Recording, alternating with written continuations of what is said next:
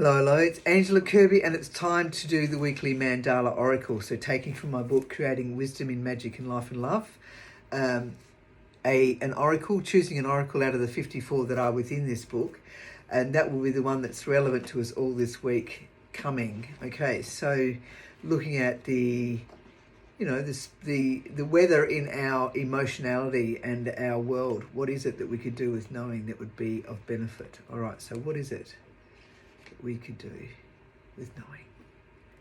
Bursting. Here we go. This is actually on the front cover of this book, this particular mandala, and this one actually lives down in Mount Gambier, the original copy of it. So these are, actually all of the mandalas are available either as the original, the ones that haven't been sold, and the ones that and all the other ones are actually available with as a print if you're ever interested in having a print, and they're really great to sit there and have you could put it on the wall or wherever you wanted to put it, on your altar or whatever, and use it as something that you were, as a tool to be able to meditate with, that sort of stuff. Okay, anyway, I won't go on about that, but that's always a thought. The ones that you love, it's good to have there as a symbol. How it relates to you, how you relate to it. So, a circle of love, a circle of life. This mandala is now in our life. Allow it to open its pleasure and delight through seeing and feeling. In meditation, it will guide us. Allow it to whisper its wisdom. Can we hear what the messages are? Write what we hear and feel it deeply, and relate, and then release for our path to be. So always read the mantra beforehand. It helps us to start to drop into what the message is. Bursting. Your world may feel like it's closing in on you, and it may appear that everyone else has his or her lives together. This is a place of great reckoning and bold steps to be taken, for it's a time to move on from.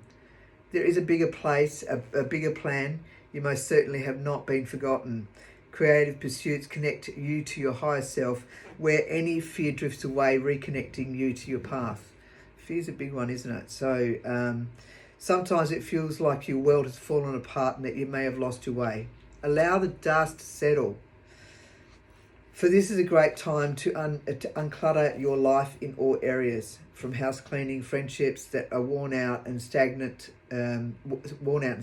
jobs that aren't completed, to boxes that need unpacking, and sorting that have been in the garage or spare room for years. You know instinctively what is ready to be given away to family, friends and charity, or to put online to be sold.